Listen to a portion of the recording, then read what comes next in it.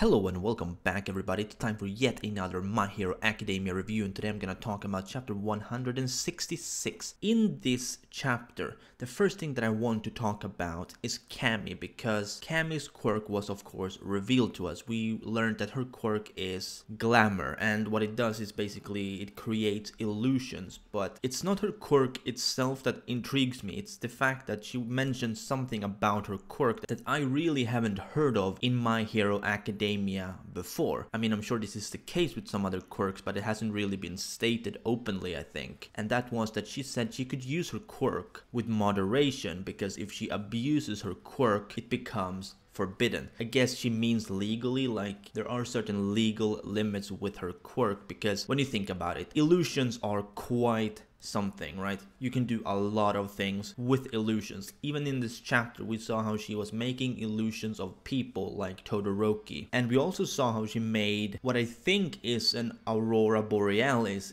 as an illusion. So she can create, I guess, natural phenomenons as illusions, and she can also imitate people. Meaning her quirk is not limited to making illusions of people or the other way around. It is very wide in terms of utility. She can imitate a lot of things. So I'm curious exactly why it is that her quirk is so limited. And the reason why I'm saying that is actually because typically you don't really hear about anyone having some sort of legal limit with their quirk, and I'm kind of getting the feeling that she may have done something in the past that caused the authorities to tell her that she needs to really limit herself in what she creates illusions of, because it could have a really negative impact on the public or something else, you know, I don't know. But I just want to know exactly why. I'm sure it's not really going to be revealed, honestly, but because it's such a small thing, it's just my curiosity was really piqued on this alone. Other than that, we kind of learned her name. Can't quite remember what it was now by heart, but I do know that one theory that was totally smashed to pieces is that some people have been speculating that Cammy and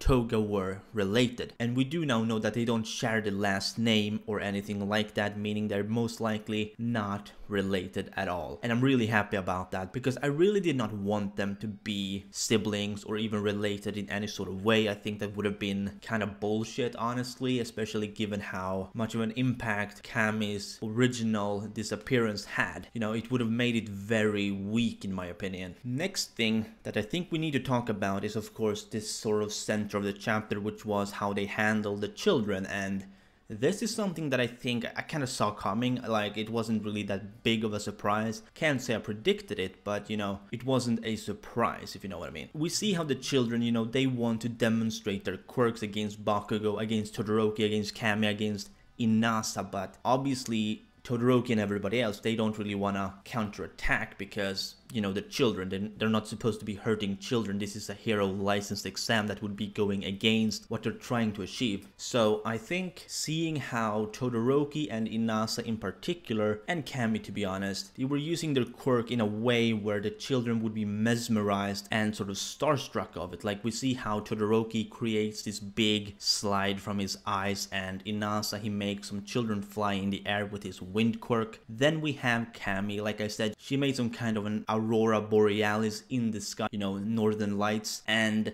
when you come to Bakugo, it's a bit different, because he doesn't really join in on that per se. He's more about making sure that the children are kept in check, from what I can understand. Like we see how he walks up to this, you know, this really rich looking kid, the one who was eyeing out Bakugo like 2 chapters ago, the one who looks like Trump basically. Bakugo walks up to this guy and tells him, well, he's having a conversation with him more like, because this rich kid, he is obviously very spoiled. We can tell that by his behavior. Like he's like, oh, I'm the best of the best at playing piano, you know, I'm better than most adults, and all of these kind of things, which makes me think that he is definitely rich. He is spoiled like fucking crazy. Like he probably even lives in a mansion, honestly. Like he's wearing a suit, for fuck's sake. And seeing Bakugo, you know, lecture this kid was something that I really liked. Not really the biggest part of the chapter, I think. I mean, it was the biggest Bakugo part of the chapter, yes, not the biggest part of the entire chapter, because to me the biggest part was of course how everyone was able to mesmerize and turn around the attitude of these children. But seeing how Bakugo pretty much told him straight up what he thought about the situation, we even saw the rich kid, he even realized that what Bakugo was telling him, he wasn't just saying it to win him over. You know, it was coming straight from Bakugo's heart. He was telling him with nothing but good intentions. And the reason for that, I kind of touched on the last review, was that Bakugo, obviously way back when he was in school, he was also kind of in the same position. Not really a rich kid or anything like that, but he was definitely like on top of the class, you know. He wanted to rule, he wanted to be the best, and everybody probably listened to him because Bakugo was so strong with his quirk. So he wants this kid to not do the same mistakes that Bakugo did. And that alone is just major development on Bakugo's end, I think, because before this arc and before the second round with Midoriya, we didn't really see much development in terms of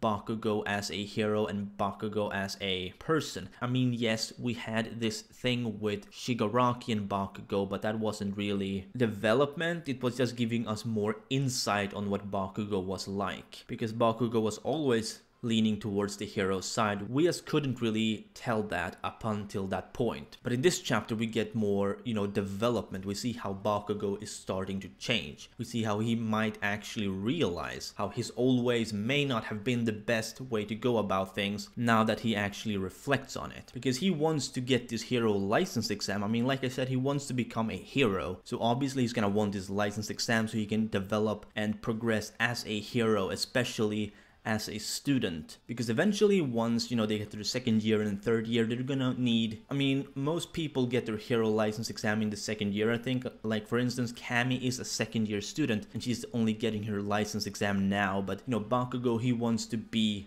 the best. I mean, that's one thing that's not gonna change with Bakugo. He wants to be the best of the best, and there's only really one way for him to do that: get his hero license exam. Because right now most people in the class have their hero license, or the provisional hero license, and Bakugo, Todoroki, they don't. You know, they're lagging behind, even though they're the best of the class pretty much. So obviously Bakugo, who he wants to, you know, catch up and eventually rise to the top once more. Hearing what Deku and what Kirishima, Mina and Tsuyo went through, you know, he wants to experience something like that. Maybe not as serious as the whole overhaul scenario, but he wants to get field experience. He needs that experience in order to grow even more. And that's why I think he's starting to realize his issues that he's had in the past, and he's trying to make sure that this kid understands that from the beginning, so he can actually become a hero the right way early on. This doesn't necessarily mean the kid needs to change his personality per se. It just means that he needs to change his mindset. He does need to change the way he does things, even if he still remains an asshole. But apart from that, I don't think I have anything else to add really. I mean, this chapter wasn't really that filled with things to talk about in my opinion. So yeah, I think I'm gonna end this here. So let me know what you think down below in the comments. And as always, if you did, be sure to Detroit smash that like button if you enjoyed, and subscribe if you're new to my channel. This has been your favorite host, Perm, and I will see you next time.